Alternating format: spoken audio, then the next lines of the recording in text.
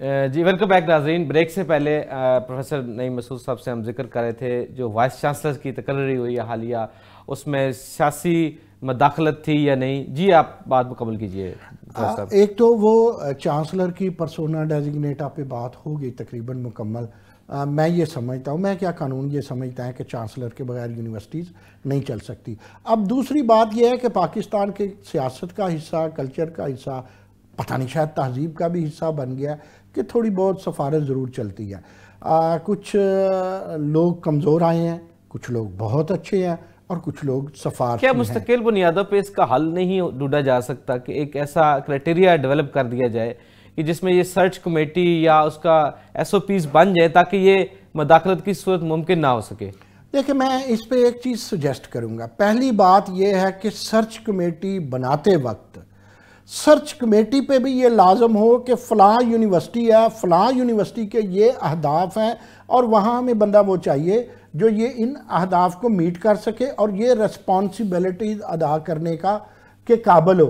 ये नहीं है कि इंजीनियरिंग यूनिवर्सिटी को फ़ारसी का बंदा दे दें और जो बड़ी अच्छी सोशल यूनिवर्सिटी जा रही है और उसको हम इंजीनियर दे दें। हमें पता नहीं। एक बड़ी दर्दनाक बात आपको बताऊं, शायद एक दो मिल जाए, वरना ये 24-25 जो वाइस चांसलर हुए हैं ना मुदस्सर, एक भी पाकिस्तान की PhD वाला नहीं है। तो फिर पाकिस्तान में PhD बंद कर लें भाई। आपने सारे बंदे अगर बाहर की PhD के रखने हैं तो फिर ठीक कर रही है सिंध गवर्नमेंट। वो कहती हैं कि सिंपल मास्टर हो तो VC लगा दे और PVC जो हैं हम एजुकेशनिस्ट लगा लें, बेशक 4-4 PhDs वाले हों। तो देखें, जब आपकी सर्च कमेटी को आपकी यूनिवर्सिटी का पता नहीं है, सामने बैठे बंदे को वो 5 मिनट में, एक यूनिवर्सिटी को नहीं देखा, दूसरा उस बंदे को नहीं जानते, उन्होंने 5-10 मिनट में फैसला कर दिया जी ये फलां जगह वाइस चांसलर जाएगा। 1, 2, 3, 4 मरहलों में वाइस चांसलर होना चाहिए। फिर जो नाकाम वाइस चांसलर है उससे हाथ जोड़ लें, उसे कहें भाई जान आपको एक यूनिवर्सिटी दी थी, आप तो उसकी ना दीवारें बना सके, ना उसका ऑडिट चला सके, ना आपको QEC का पता, फाइनेंस को आपका पता नहीं है, एग्जाम आप नहीं समझते, तो लिहाजा आप अप्लाई ना करें। अगर सवाबदीदी इख्तियार इस्तेमाल करना है जिस 18वीं तरमीम का आप जिक्र खैर कर रहे हैं CM ने, तो फिर CM बूढ़े धड़ल्ले से करें। जो खोते घोड़े में फ़र्क है वो साफ निकालें। जो नाकाम लोग हैं उनकी नाकामी को तसलसल नहीं दें, उनको घर भेजें, और जो अच्छे लोगों ने पहले ही ऑफ़र दें। तो मैं ये बात ख़त्म करता हूँ वाइस चांसलर्स की कि 50-50 है, सफारशी भी हैं, अच्छे भी हैं और बुरे भी हैं। अल्लाह करे कि वो काम अच्छा कर जाए। 4 ये साल बताइएगा कि जो प्राइवेट सेक्टर है वो हमारा एक बहुत ज़्यादा बोझ जो है वो उठाए हुए, और गवर्नमेंट सेक्टर जो है वो एजुकेशन में पूरा उसका जो है वो फैसिलिटीज़ नहीं है या कैपेसिटी नहीं है, लेकिन एजुकेशन बहुत महंगी हो गई है। मतलब आप अगर देखें एक सेमेस्टर की फ़ीस किसी बैचलर की हो या MPhil की हो, PhD की हो, तो वो लाखों में। अब एक आम आदमी जो बेचारा करीब है वो इन यूनिवर्सिटीज़ को नहीं अफोर्ड कर सकता, तो वो तो बेचारे एक फिर क्या करेंगे, जॉबलेस रहेंगे या अनएजुकेटेड रहेंगे, कैसे देखेंगे इसको? देखें, इसमें छोटे छोटे मुझे 3 जवाब, आपको 3 आंसर करने हैं। पहली बात यह है कि मैं चंद एक वाइस चांसलर्स को जानता हूं जो प्राइवेट सेक्टर के था करते हैं उनके म्यूज़िक पे। सबसे पहले उन्हें इससे दूर होना चाहिए, अपनी यूनिवर्सिटी चलानी चाहिए। वो मुस्तकबिल देखते हैं कि हम फ़लाँ यूनिवर्सिटी में जाके वाइस चांसलर लगेंगे। वो तो पहले प्लान होता है ना कि हमने फलां अच्छा, उसे 2 साल के बाद जब अगले 2 साल रहते हैं, वाइस चांसलर कोशिश कर रहा होता है अगला टेन्योर किस तरह मिलेगा, किस सेक्रेटरी की साली को नौकरी देनी है, किस सेक्रेटरी के साले को देनी है, किस वज़ीर की जो है वो चापलूसी करनी है, और CM का कितना इकबाल बुलंद करना है, चांसलर का कितना करना है। इस पे माइक्रोस्कोप और टेलीस्कोप CM और चांसलर के पास होनी चाहिए।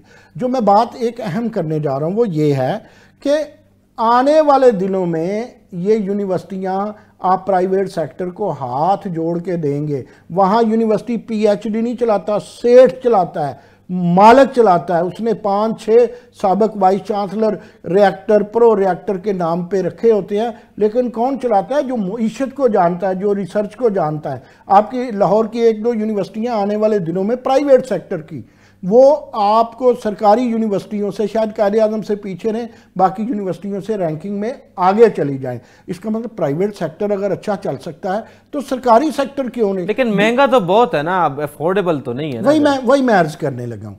आपका ये जो पब्लिक सेक्टर है वो भी बहुत महंगा हो गया, ज़रा देखिएगा, पता करें। GCU की फीसें बहुत ज़्यादा हैं, आप बहावलपुर जाएं फीसें ज़्यादा है, आप रहीम यार खां जाएं फीसें ज़्यादा है। वो बड़ा एक ड्रामा करते हैं, जी हमने हाफिज़ कुरान की फ़ीस माफ़ कर दी, जी हमने यतीम की माफ़ कर दी। ना तो सारा मुल्क यतीम है, ना सारा मुल्क हाफिज़ कुरान है। ओवरऑल फ़ीसें ज़्यादा है, वहाँ भी ज़्यादा है।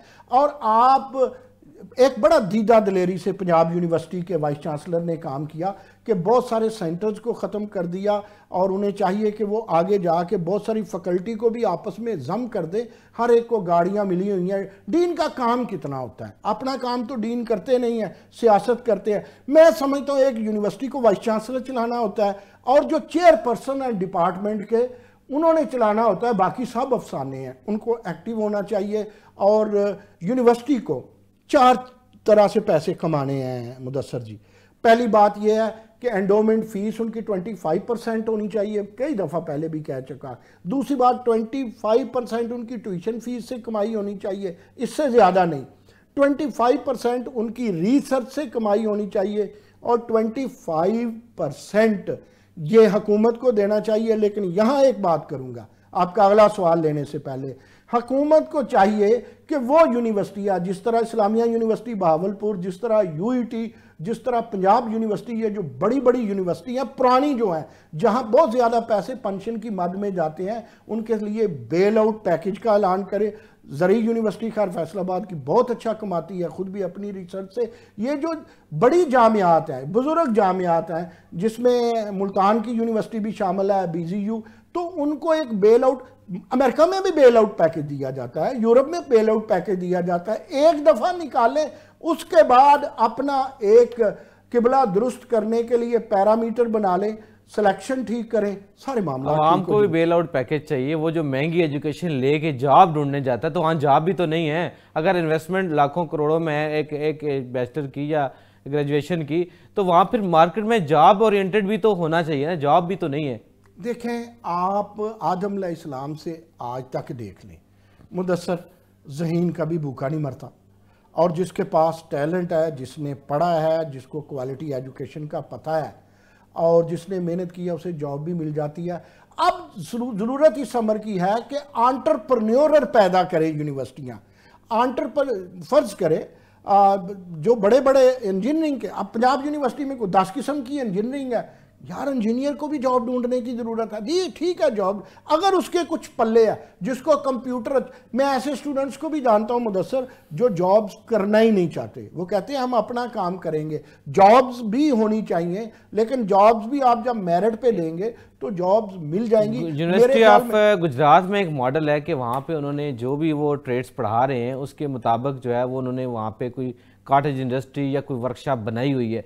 तो ऐसा नहीं हो सकता, जगह तो बहुत है, फंड्स भी हैं, तो वहाँ पे उनको अप्रेंटिसशिप मिले ताकि मार्केट जो उसके ट्रेंड के मुताबिक स्किलफुल हो।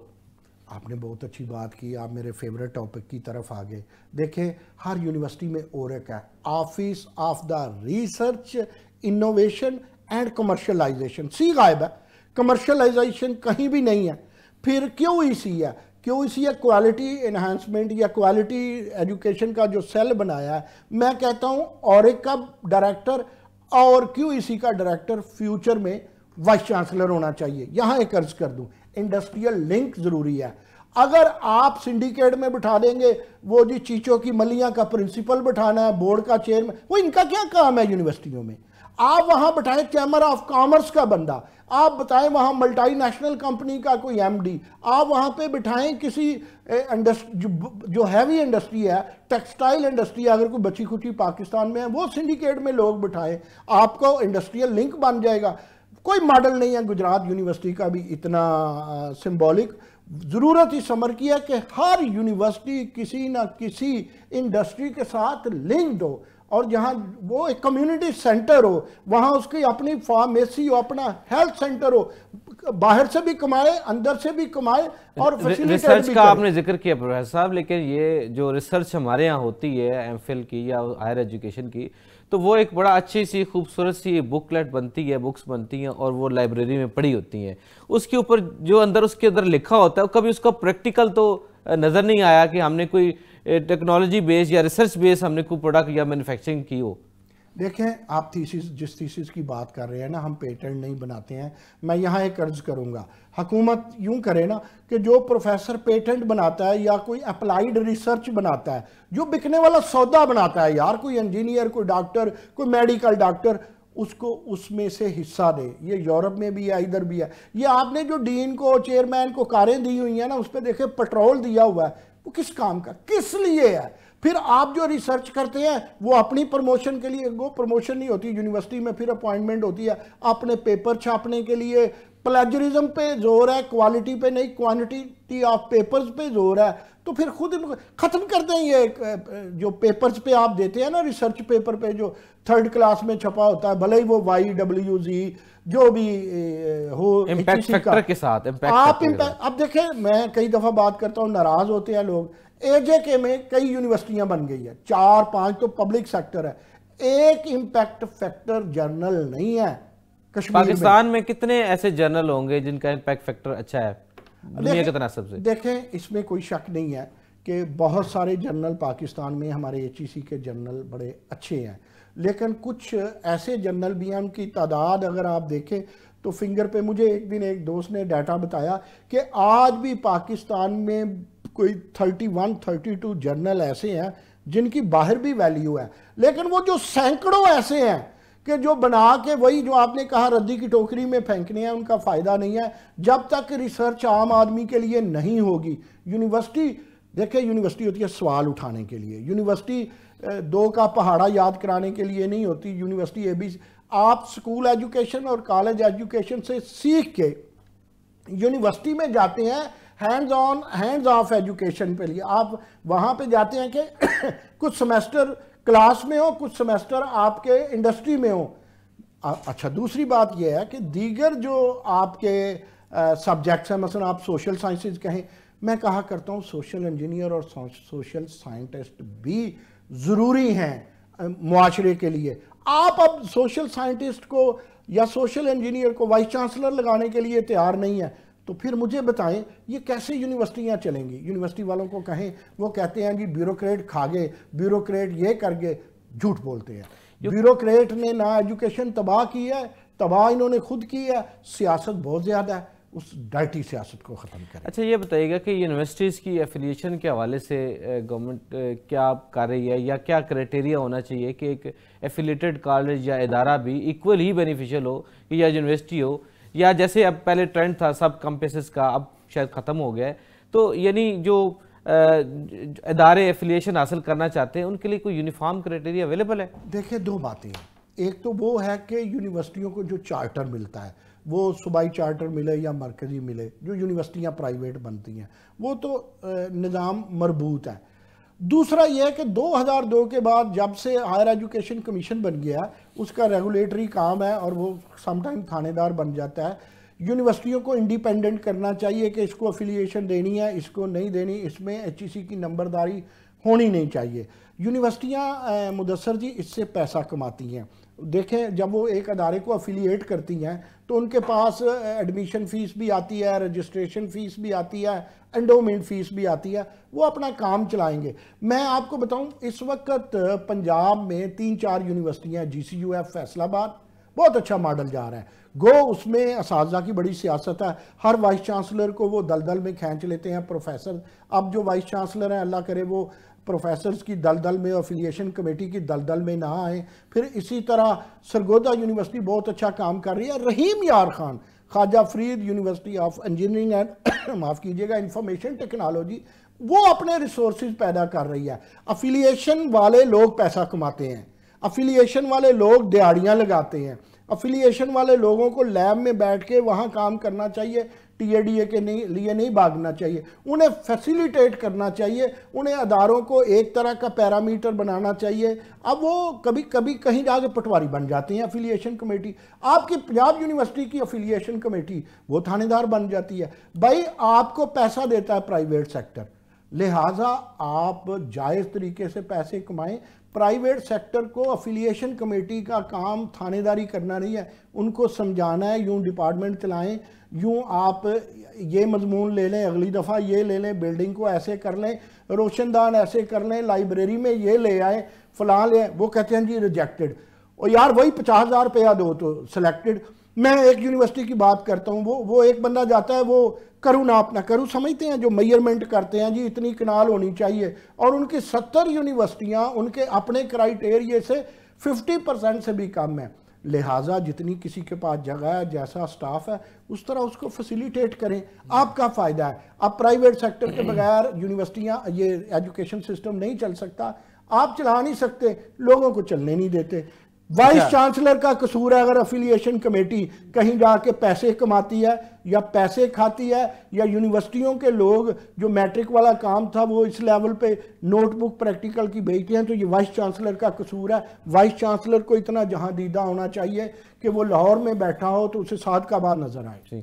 अच्छा, ये बताइएगा कि एक कोरोना के दौर में कि छुट्टियों वाले जो है वो मौसूफ मशहूर थे कि छुट्टियाँ देने वाले बाबा जी हैं, तो इस दफ़ा भी ये हुआ है कि इस साल में जो है वो छुट्टियां बहुत ज़्यादा हो गई हैं और तालीमी जो हर्ज है वो बहुत हो रहा है, वालिदैन भी परेशान है। इतनी छुट्टियां ज़रूरी हैं कि, या क्या समझते हैं कि बच्चों के लिए मुस्तकबिल में ये एजुकेशन गैप आ जाएगा? मैं आपको एक अर्ज़ करूं, छुट्टियों का फ़ैसला माहिर तालीम को करना चाहिए, यूनिवर्सिटी को अपनी छुट्टियों का फ़ैसला खुद करना चाहिए, कॉलेज के DPI को अपनी डिवीज़न के हिसाब से, मतलब एक तरफ मौसम हो रहा है, एक तरफ जलसे हो रहा है, पूरा पंजाब, पूरा पाकिस्तान, पूरा KP के छुट्टियां क्यों करे? ये छुट्टियां जो हैं ये कोड की काश्त है, बच्चों का भी वक्त ज़ाया हो रहा है। और ये जो आप ऑनलाइन लेक्चर होते हैं, मुझे कहने दीजिए, मैं मानने वाला हूँ IT का, मैं मानने वाला हूँ आर्टिफिशियल इंटेलिजेंस का, लेकिन जो हमारे असातिज़ा ऑनलाइन टीचिंग के जरिए जो फ्रॉड करते हैं ये नहीं बख्शे जाएंगे। सॉरी मुदस्सर, ये नहीं बख्शे जाएंगे। ये तो कोरोना ज़्यादा बच्चे हैं ये जो आप आगे आ रहे हैं जिन्होंने 1.5 साल ऑनलाइन क्लासेस ली हैं। देखिए, ना तो इंटरेस्ट था इमरान खान का, ना बुज़दार का, ना शहबाज शरीफ का जिन्होंने एमरजेंसी का नाम लगा दिया, ना CM का। मैं हाथ जोड़ के ये कहता हूँ कि आप एजुकेशन में इंटरेस्ट लें, आप एजुकेशन में टिक टाकर मिनिस्टर ना बनाएं, आप एजुकेशन में जहां दीदा संजीदा लोग जो हैं वो मिनिस्टर बनाएं, वो वाइस चांसलर बनाएं, वरना हम बहुत पीछे रह जाएंगे। अगर आप एजुकेशन की बात करें तो हमारे मुल्क में 3 चीज़ों का बेड़ा गर्क है, अदालतों का, एजुकेशन का और पुलिस का। इन तीनों को इस्तेमाल किया जाता है, मिस यूज़ किया जाता है, यूज़ नहीं किया जाता, हालांकि टैलेंट मौजूद है।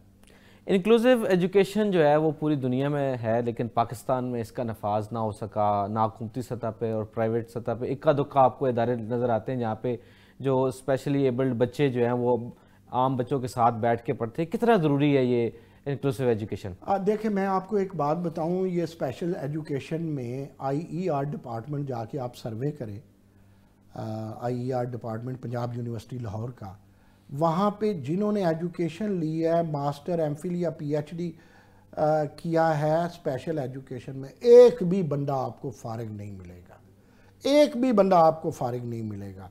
लेकिन फिर भी आज भी उस पर तवज्जो नहीं है, उन अदारों पे तवज्जो नहीं है। ये एक बात बताऊँ आपको, एक ब्यूरोक्रेट की बात बताता हूँ, सारे ब्यूरोक्रेट बुरे नहीं होते। सलमान फारूकी आप जानते हैं, उन्होंने भुट्टो साहब के साथ भी काम किया, जरदारी साहब, नवाज शरीफ साहब के साथ भी काम किया, सब लोगों के साथ काम किया। वफाकी मोहतसब बन के फिर वो रिटायर हुए और वो जज भी नहीं थे, एक फ़ाइल नहीं थी पेंडिंग में। उनका ब्रेन चाइल्ड था ये आपका मोटरवे भी, और उनका ब्रेन चाइल्ड था गूंगे बहरों का स्कूल, और उनका ब्रेन चाइल्ड था जब पाकिस्तान आपका टॉप 7 में था डिजिटल टेलीफोनिक में। यानी एक ब्यूरोक्रेटिक का ब्रेन चाइल्ड था ना। इस तरह की पॉलिसियाँ, देखिए सारा काम सियासतदानों का नहीं होता, ये ब्यूरोक्रेट्स भी अरबों तनख्वाह लेते हैं सारे मिलके। ये ऐसी पॉलिसी बनाएं, आपके प्रोग्राम के वसातत से ये जो स्पेशल एजुकेशन की सेक्रेटरी हैं, ये जो स्पेशल एजुकेशन के मिनिस्टर हैं, ये छोड़ देना यार, अपना काम करें। आप काम करेंगे, आप अपने हलके से भी जीतेंगे। जो आपने हथकंडे इस्तेमाल किए हुए हैं वो तो नहीं चलेंगे। हाँ, कुछ चीज़ें अच्छी भी हैं, मेरा ख्याल है आगे जाके शायद आप ये जो होनहार स्कीम है इस पर भी बात करें। तो जी मैं होनहार स्कीम जो स्कॉलरशिप प्रोग्राम है, इसके हवाले से भी प्रोग्राम से पहले भी हम जिक्र कर रहे थे कि ये इसको कैसे देखते हैं कि ये जो प्राइवेट स्कूल्स में भी वो स्पॉन्सरशिप या स्कॉलरशिप का जो गवर्नमेंट का प्लान है, कितना सस्टेनेबल है ये?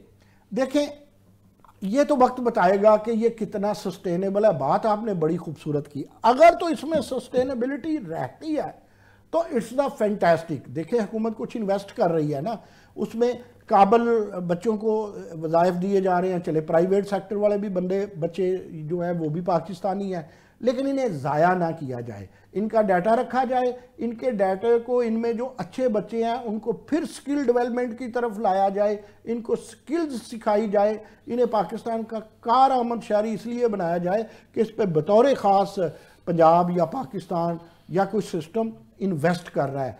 अगर कल को हुकूमत बदल गई तो उसने भी वो क्या बनाए थे जो इमरान खान साहब के वो खाना मिलता था, जहाँ से मुझे उसका नाम भूल गया, लंगर खाने। अगर कल को इसके साथ भी लंगर खाने, एक लंगर खाने से मुझे एक बात याद आ गई, जो बेनज़ीर इनकम सपोर्ट है उस पर बड़ी तनकीद होती है मुदस्सर। इस तरह का कोई सिस्टम बनाए ये होनहार स्कीम को, स्कॉलरशिप स्कीम को, कि उसको एशिया डेवलपमेंट बैंक ने भी, वर्ल्ड बैंक ने भी और पूरी दुनिया ने माना। आप देखें, नाम लोग बदलते रहे लेकिन बेनज़ीर इनकम सपोर्ट आज भी बेहतरीन है। अगर इसको कोई अच्छा ब्यूरोक्रेट, अच्छा मिनिस्टर मिल गया। अब देखें, मैं कहता हूँ ये जो मिनिस्टर है ना, आपने स्कूल का भी वो, हायर एजुकेशन का भी वो, उसको जुदा कर दें इससे। यहाँ एक बंदा, एक कोऑर्डिनेटर रखना चाहिए सिर्फ मिनिस्टर साहबा को। एक कोऑर्डिनेटर रखे जो सिर्फ होनहार स्कीम को देखे, बाकी आनियाँ जानियाँ दिखाने के लिए बेशक सारी कभी ना ले जाया करें, कंपनी की मशहूरी के लिए है अच्छा अगर सस्टेनेबल रहता है इसका हम देखेंगे।